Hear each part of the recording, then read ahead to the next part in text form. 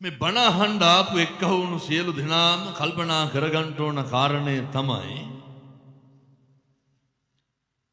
බෞද්ධයෝ හැටියට බුදුහාමුදුරුවන්ගේ දේශනාවට අනුව ජීවත් වෙන මිනිස්සු විදිහට පින්නතුනි මේ සිද්ධ කරන්නේ ලැබුව මිනිසත් භාවයේ තුල මහා විශ්මිත පින්කම බුද්ධෝත්පාද කාලයක මනුෂ්‍ය ආත්ම භාවයක් ලැබීමම බොහොම දුර්ලභ කාරණයක්. පින්නතුනි බුද්ධෝත්පාද කාලයක මනුෂ්‍ය ආත්ම භාවයක් ලබන එක නෙමෙයි අරුමේ ලැබපු මිනිසත් භාවයේ තුල ෂණ සම්පත්තිය පිහිටලා තියෙන්නේ. ඒ කියන්නේ පින්නතුනි වැදගත් කරුණු කීපයක් තියෙනවා. බුද්ධෝත්පාද කාලයක මිනිස්සු වෙලා ඉපදිලත් ඉන්නවා. මිනිස්සු වෙලා ඉපදිලා විතරක් නෙමෙයි අපි ෂණ සම්පත්තිය පිහිටලා තියෙනවා. පින්නතුනි යන්න ඇවිදින්න කණ්ඩ කතා බහ කරන්න පුළුවන්.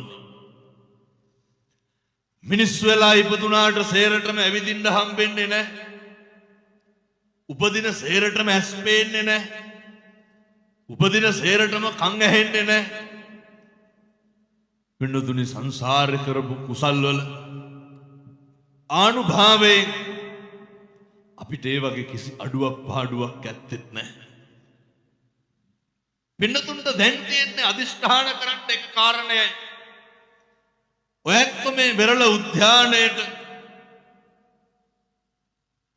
බණ අහන්න එනකොට එන්න කලින් ගෙවල් වලින් සූදානම් වෙනකොට හිතට ආපු දැනුණු කාරණයක් තමයි අර බණ අහන්න යනවා කියලා.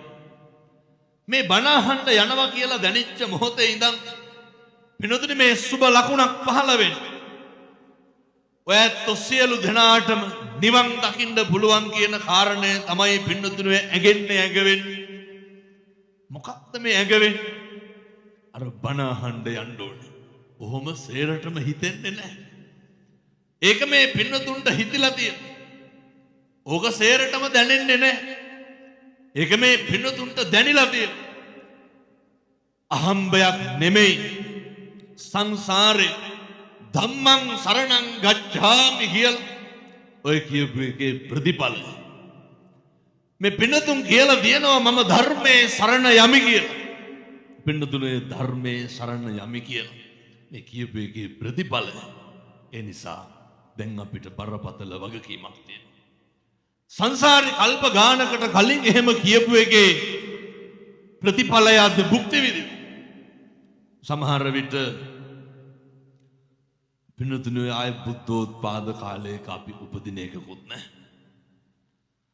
බුද්ධෝත්පාද කාලයක මේ ගෞතම බුදුරජාණන් වහන්සේ ලෝකේ පහළ වුණු කාලය තුල අපිට ආයේ බණ අහන්න පුළුවන් විදිහට අපි ආයේ මිනිස් වෙලා උපදින එකක් නැති වෙයි. ඒ නිසා එක වචනකින්වත් පව් කරගන්න එපා. එක වචනකින්වත් මේ සංසාරේ දිග්ගස්ස ගන්න එපා. പ്രേත ලෝකයක උපදින්න පුළුවන්. තිරිසන් ආත්මයක උපදින්න පුළුවන්. දැන් ඔය මිනිස් වෙලා ඉපදුනහම මේවා මෙහෙම හිතන්නත් පුළුවන් පින්නතුනි මිනිස් වෙලා ඉපදුනහම විතරයි. මිනිස් වෙලා ඉපදුනහම කොහොමද මේ ආත්ම භාවයේ කෙලසෙන්නේ? මම මේ කියන ඒවා පින්නතුනි පුළුවන් නම් අද ඉඳන් පටන් ගන්න ඕන. අද ඉඳන් මේවා ක්‍රියාත්මක වෙන්න ඕන. මොකද මම මේ අද දවසට කරන 4 වෙනි ධර්ම දේශනාව. මම මේක කරලා ආපහු අනුරාධපුරේ යන්න ඕනද? මේ සියලු දෙනා කෙරෙහි අප්‍රමාණ කරුණාවෙන් පින්නතුනි මිනිසත් භවයේ වටිනාකම තේරුම් අරගෙන මේ භවය තුල අපිට පුළුවන් වෙන්න ඕන අපේ හිත, අපේ කය, අපේ වචනය මනමින් සංවර කරගන්න පුළුවන් වෙන්න ඕන. මේ කය වචනය සංවර කරගත්තාම තමයි අපිට සතුටු වෙන්න පුළුවන් විදිහට අපේ ජීවිතේ ලැබූ මිනිසත් භවයට අර්ථයක් ගෙන දෙන්න, සාධාරණයක් ගෙන දෙන්න පුළුවන් කියලා සතුටු වෙන්න පුළුවන් මට්ටමට මේ ඉන්නකම් මේ බොහොම පුංචි කාලය තුල ගෙවන්න පුළුවන් වෙන්නේ. ඒ වෙනුවෙන් මම මේ පින්නතුන්ට කරන පළවෙනි යෝජනාව තමයි ඒ වෙනුවෙන් මම මේ පින්නතුන්ට කරන පළවෙනි දෙන අවවාදය තමයි පුළුවන් තරම් ඔය ජීවිතේ සීල සම්පන්න වෙන්න බලන්න. කොහොමද සීල සම්පන්න වෙන්නේ? මම මේ කියන්නේ පින්නතුනි ගෙවල් වල හෙට ඉඳන් ඔය සුදු ඇඳගෙන ලෑස්ති වෙන්න කියන එක නෙමෙයි. පුළුවන් තරම් gedara ඉන්නකොට ලෝකෙට නම් සිල් පෙන්වන්න ලෑස්ති වෙන්න එපා. ඔය පන්සල් වල පෙහෙවස් සමාදන් වෙනව නේද? පන්සල් වල පෙහෙවස් සමාදන් වෙන්න ඕනේ. අර ඒ පෙහෙවස් සමාදන් වෙන එකම ඒවා තියෙන්නත් ඕනේ පින්නතුනි මේ. ඒ වගේ ප්‍රතිඵලය තියෙන්න ඕනේ. ඒ වගේ ප්‍රයෝජනේ තියෙන්න ඕනේ ගෙදර. ඔය සමහර අම්මලා තාත්තලා අපි හොඳට දන්නවා. ඒ පන්සලට ගියපුවාම හරි සීල සම්පන්නයි. පන්සලට ගියපුවාම පුදුම විදිහට නිමිච්ච ගතියක් තියෙන. කොච්චර වටිනවද පින්නතුනේ නිමිච්ච ගතිය ගෙදර දිනවන. සීල සම්පන්න භාවයේ කියලා කියන්නේම කය වචනේ හික්මව ගන්න එක. පින්නතුනි මේ හිත සීසීකට දුවනවා. ඒ හිත සීසීකට දුවනකොට ඒ විදිහට වචනේ ක්‍රියාත්මක වෙනවා. ඒ විදිහට කය ක්‍රියාත්මක වෙනවා. දැන් අපිට කරන්න තියෙන්නේ මේ ටික හික්මව ගන්න. අපේ කය වචනේ පින්නතුනි සමහරක් වෙලාවට අපේ පාලනයෙන් තොරයි. අපිට පුළුවන් ද මේ හිත අපිට ඕන විදිහට තියාගෙන ඉන්න. මිනිසත් භවයේ තියෙන වටිනාකම තමයි අපිට පුළුවන් මේ හිත අපිට ඕන විදිහට අදිෂ්ඨාන ශීලීව සකස් කරගන්න. පළවෙනි කාරණය. හිතෙන හැම එකක් ගැනම දෙපාරක් හිතන්න බලන්න. හිතෙන හැම එකක් ගැනම මේක පවුද මේක පින්ද කියලා තව පාරක් හිතන්න බලන්න. අපි බලමුකෝ දැන් ඔය මම ඔය බොහෝ බන්ධනාගාරවල පුනරුත්ථාපන කඳවුරුවල ඔය දේශනාවලට සම්බන්ධ වෙනවනේ. ඒ වගේ කියපුවාම පින්නතුනි මම බහුතරයක් දෙනා කරන යෝජනාව තමයි හම්දුරුවනේ එළියට ගිහිල්ලා පුළුවන් නම් කියන්නේ හිතිච්ච දේ කරන්න කියන්න කලින් තව පාරක් කල්පනා කරන්න. අපිට මේ මිනිසත් භවයේ තුල ප්‍රගුණ කරන්න ඕන එකක් තමයි හිතිච්ච දේ කොච්චර අපේ පාලනයෙන් තොරයිද කියනවා නම් ඔය උණුහරුපයක් වුණත් වෙනතුනේ කියනවට වඩා වෙන්නේ කියවෙන එකනේ. ඇයි ඒක අපේ පාලනයෙන් තොරයි. අපේ සිතුවිලි අපිට පාලනය කරගන්න බෑ. කොච්චරද කියනවා නම් අර පින්නතුන් අහලා තියෙනව නේද? දුරං ගමං ඒක චරං අසරීරං ගුහාසය. පින්නතුනි සිතුවිලි වල අපි අතරමං වෙනවා. අපේ දරුවන්ට මොකද වෙන්නේ? අපේ තරුණයන්ට මොකද වෙන්නේ? අර ෆැන්ටසි ලෝකවල අතරමං වෙනවා. ඒ සිතුවිලි වල හිර වෙනවා. ඒ සිතුවිලි ඒවා හීන ඒවා යථාර්ථයක් කරගන්න ඔට්ටු වෙන්නේ නැතුව ඒ හීනවල අතරමං වෙන එක හරි අනතුරුදායකයි. ඒ හීනවල අතරමං වෙන එක හරි භයානකයි. හේතුව තමයි කරන්නේ මොකද්ද කියන්නේ මොකද්ද කියලා තේරෙන්නේ නැහැ. අර ඒ සිතුවිලි වල අතරමං වුණාම පින්නතුනේ ගිනි කන වැටෙනවා වගේ එකක් වෙනවා.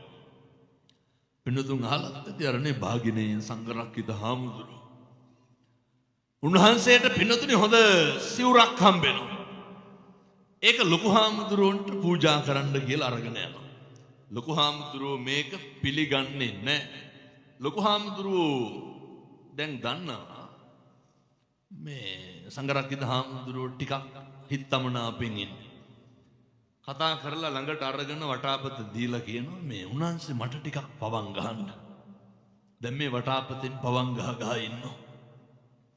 පවන් ගහන ගමන් කතා කල්පනා වෙනවා සංඝරක්කිත හාමුදුරුවන්ට මම දීපු සිවුර ගත්තේ නෑනේ ලොකු හාමුදුරුවෝ. සිවුරු වැරලා යනවා.